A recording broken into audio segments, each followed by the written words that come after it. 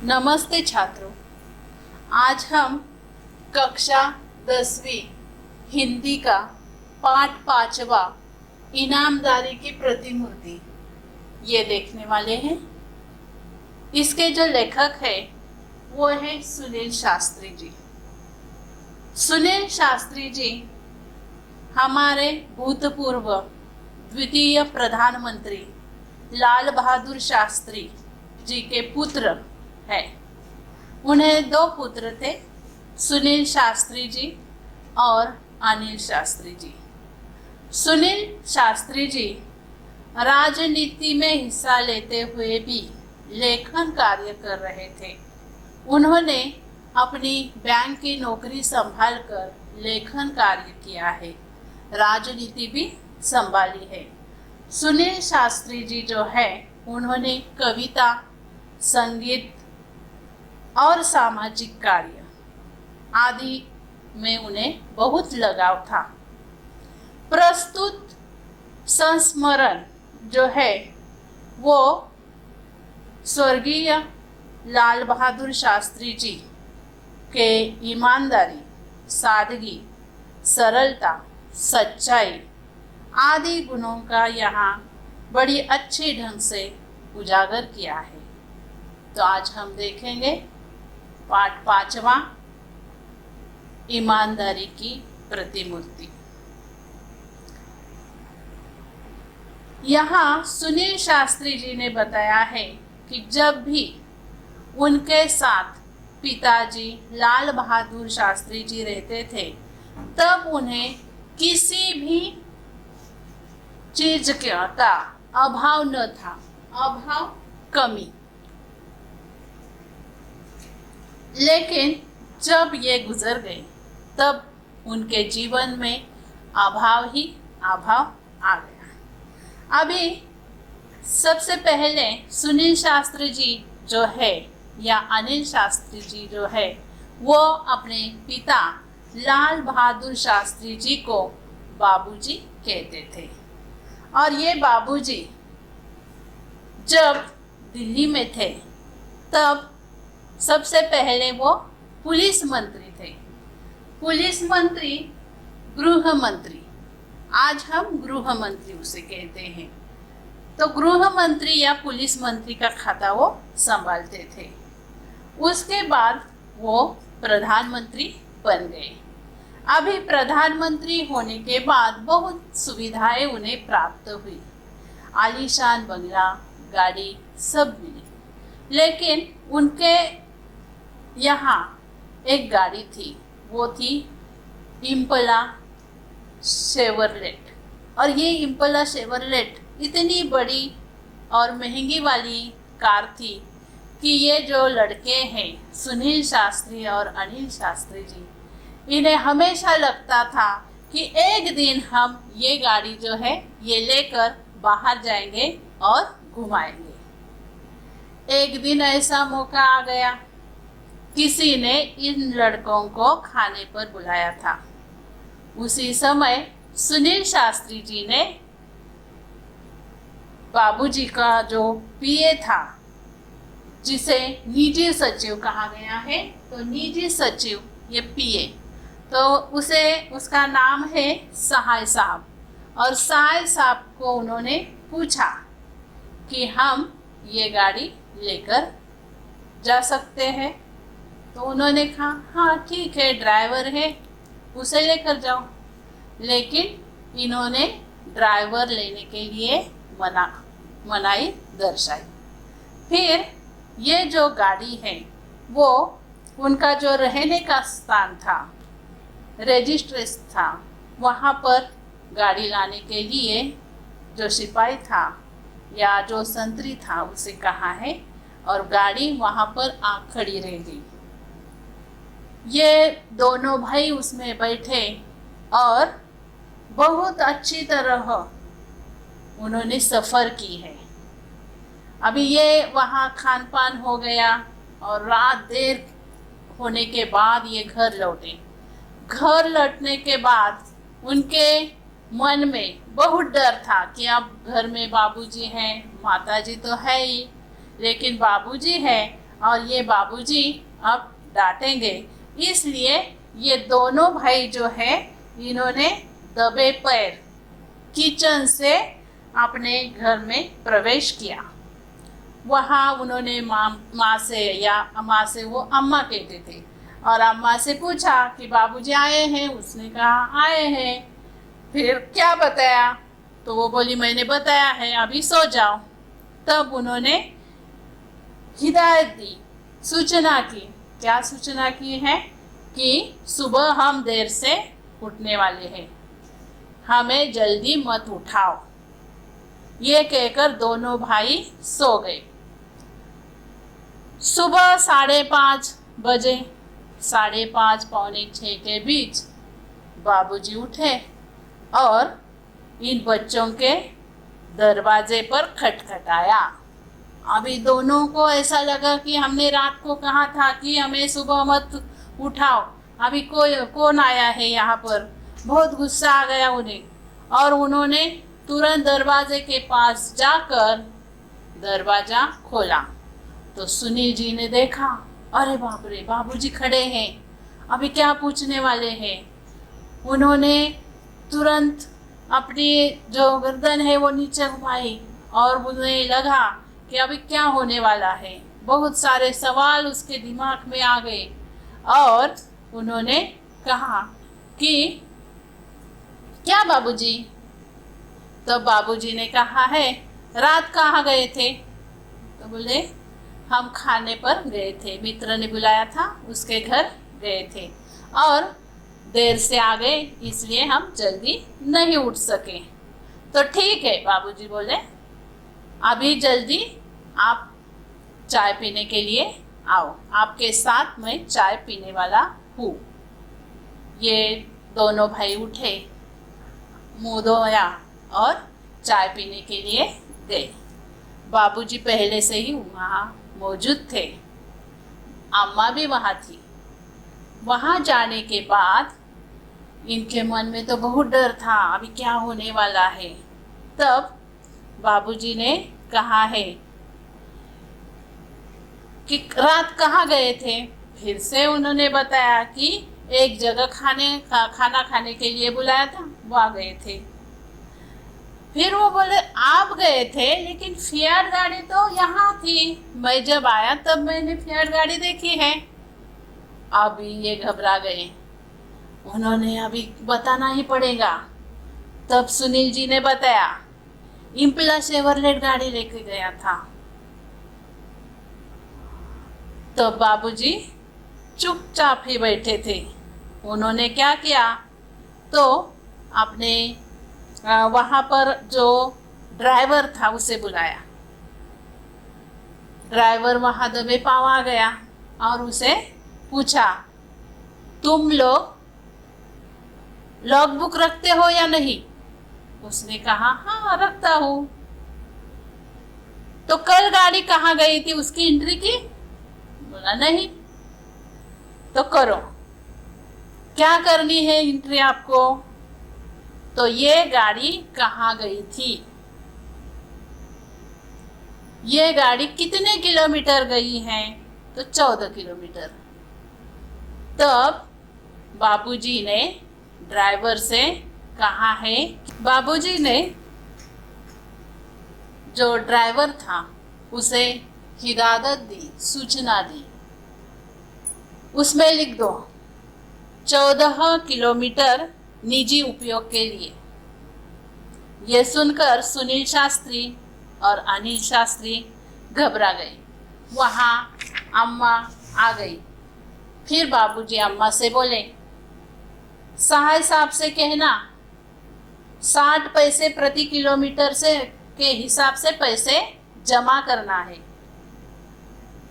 इतना जो उनका कहना था वो अनिल भैया ने सुना, मैंने भी सुना और हम फुट फुट कर रोने लगे।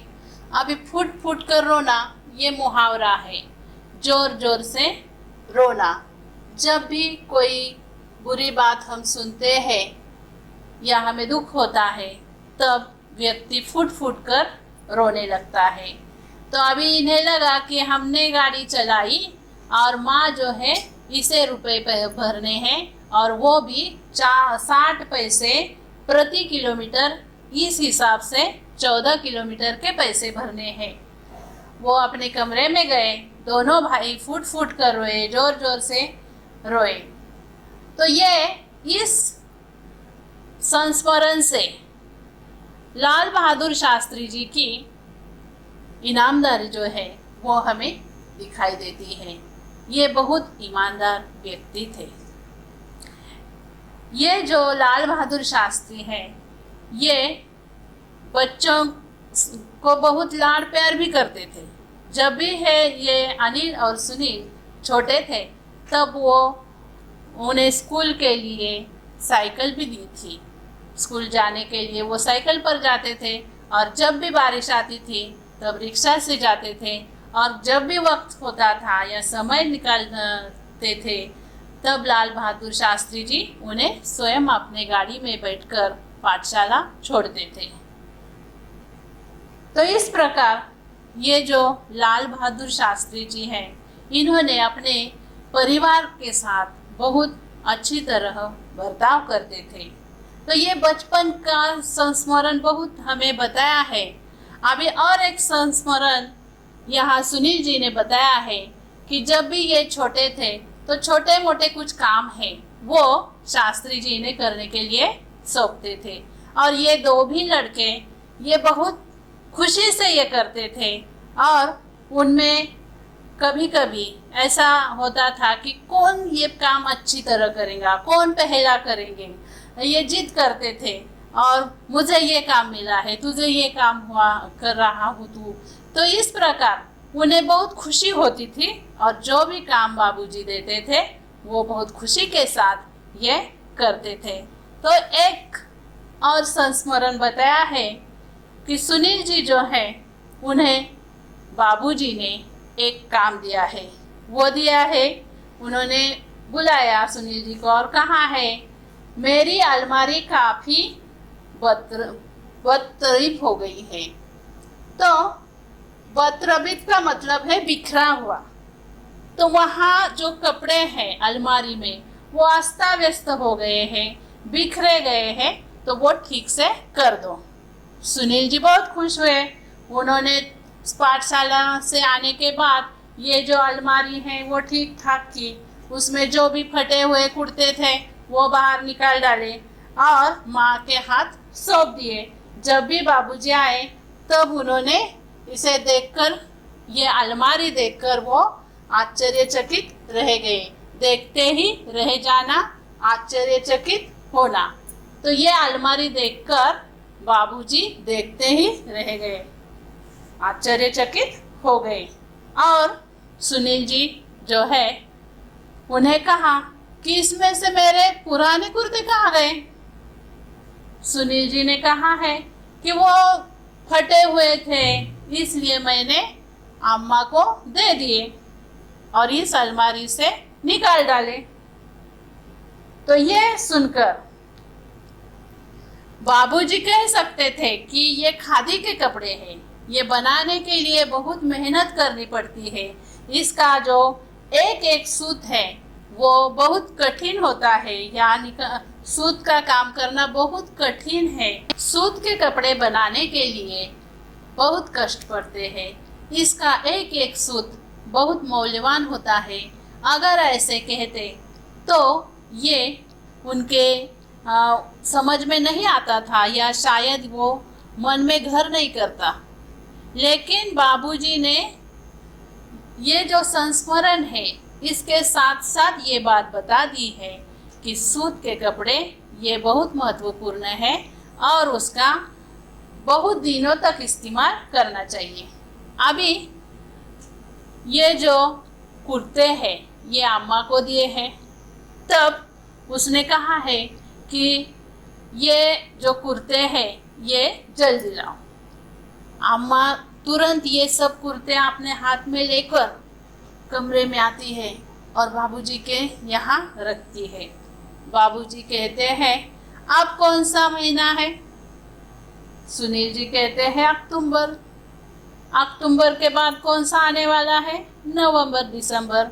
तो ये जाड़े के दिन है तो मैं ये कुर्ते पहन सकता हूँ, उस पर कोट पहनूंगा और काम चला लूँगा। और जो भी ज़्यादा फटे हुए कुर्ते हैं उसमें से एक कुर्ता निकाला और अम्मा को दिया और कहा इसके रुमाल बनाओ। तो इस प्रकार खादी के कपड़े पर बहुत मेहनत होने के कारण इसका जो महत्व है ये बाबूजी जानते थे। वो फटे जब तक फटते नहीं तब तक वो इसका इस्तेमाल ज़्यादा से ज़्यादा किया करते थे। इसमें से उनकी सादगी दिखाई देती है, सच्चाई दिखाई देती है। तीसरा जो संस्मरण बताया है वो अम्मा ने बताया है। अम्मा कहती है सुनील जी और अनिल जी को कि हमारी शादी हुई थी, बाबूजी की और अम्मा की शादी हुई थी, तब उन्हें 5 ग्राम सोने के गहने मिले थे। अभी 5 ग्राम तो बहुत कम है, लेकिन उस ज़माने में उनके लिए ज़्यादा थे। फिर उनकी शादी होने के बाद वो रामनगर आ गए, रामनगर से बहादुरगंज आ गए और उनकी जो प्रगति है या उन्नति है वो आगे हो रही थी या बहुत होने के कारण उनके पास बहुत सारे गहने आ गए। लेकिन उनका जो परिवार है वो संयुक्त परिवार था। उनके चाचा भी वहाँ रहते थे और एक बार ऐसा किस्सा हुआ है कि बाबूजी के जो भाई हैं, चाचा जी जो है, उन पर कुछ आफत आ गई। उन्होंने बहुत सारे रुपए इकट्ठे किए, प्रबंध किया, लेकिन और भी कुछ पैसे कम पड़ रहे थे। तब बाबूजी अम्मा के पास आए और उन्होंने कहा है कि अरे बहुत सारी मुसीबतें हैं, बहुत अभी उसके गहने मांगने हैं। तो उन्होंने क्या किया, पहले सब मुसीबतें बताई, यहाँ वहाँ की बातें की और फिर गहनों की मांग की। अम्मा ने कुछ भी नहीं सोचा और उसके पास जो भी गहने थे वो तुरंत दे दिए। और फिर बाबूजी ने स्वयं कहा कि मैं बहुत दुखी हूँ, आपने सब गहने दिए हैं। तो अम्मा कहती है मेरे तो गहने आप ही है, और टीका, नथुनी, बिछिया ये तो सुहागन वाले गहने हैं, यही मुझे ठीक है, ज़्यादा गहने की कुछ ज़रूरत नहीं है। फिर बाबूजी ने कहा है कि अगर आप मिर्ज़ापुर जाएंगी तब वहाँ के लोग पूछेंगे कि गहने कहाँ गए हैं। तो अम्मा कहती है मैंने वो भी सोच कर रखा है। क्या सोचा है? तो मैं वहाँ पर जाऊँगी, अगर किसी ने पूछा, पूछने वाले तो बहुत कम है, लेकिन अगर किसी ने पूछा गहने के बारे में तो मैं बता दूँगी कि हम गांधी जी के विचारों पर चलने वाले हैं, सीधी रहन सहन करने वाले हैं और हमें गहने की ज़रूरत नहीं है।